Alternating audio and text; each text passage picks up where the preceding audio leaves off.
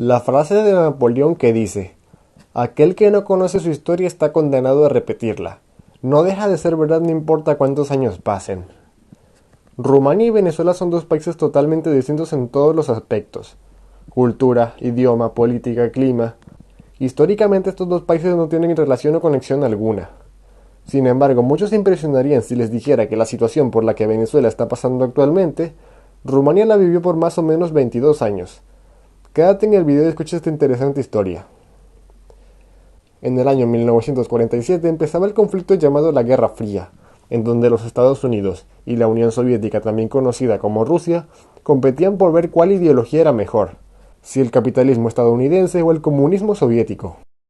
Rumania, debido a su cercanía con la Unión Soviética, fue uno de los primeros países en recibir la avalancha de comunismo y ese año se creó la República Socialista de Rumania.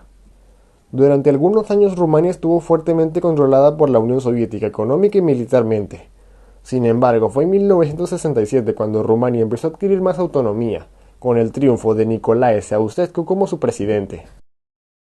Ceausescu se encargó de convertir a Rumania en una auténtica dictadura totalitaria.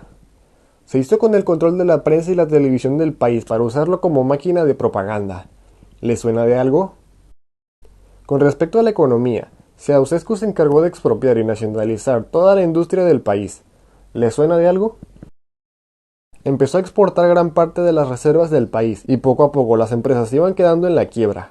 Como ya se imaginarán, esto a largo plazo fue creando desabastecimiento y escasez de comida, medicina, energía, productos de primera necesidad, entre otros. Rumanía empezó a depender crónicamente de las importaciones, y esto causó que los rumanos tuvieran que hacer colas para poder comprar comida a buen precio.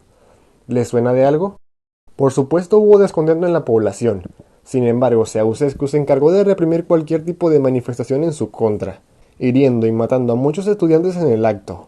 ¿Les suena de algo? Asimismo se encargó de encarcelar, desaparecer o exiliar a cualquier político que se le opusiese. Para esto creó exclusivamente la Securitate, que fue una policía del Estado utilizada para proteger su dictadura.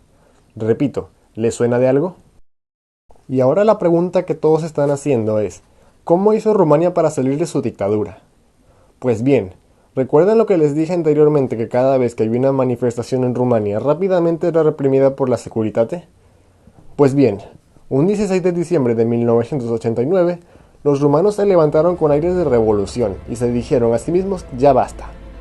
Los rumanos estaban cansados del hambre, de las colas, de la censura, de la represión, cansados de la dictadura y del comunismo en general.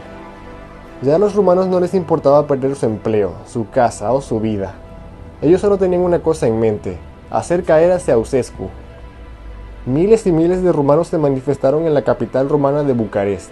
Al principio la Securitate hizo de las suyas reprimiendo, pero los rumanos, en vez de huirle, los enfrentaban. Esto sumado a que estos miles y miles de rumanos se hicieron millones. Simplemente no hubo suficiente personal de la Securitate para contener a tanta gente. Los rumanos se unieron y se ayudaron los unos a los otros. Jamás abandonaron las calles. Se llenaron de valor y entraron en un estado de desgobierno bestial. El transporte se paralizó. Las escuelas y universidades se paralizaron. Los negocios se paralizaron. Todo se paralizó. La mayoría de los rumanos estaban en las calles exigiendo fuertemente un cambio de gobierno durante casi 2 semanas seguidas sin descansar un solo día.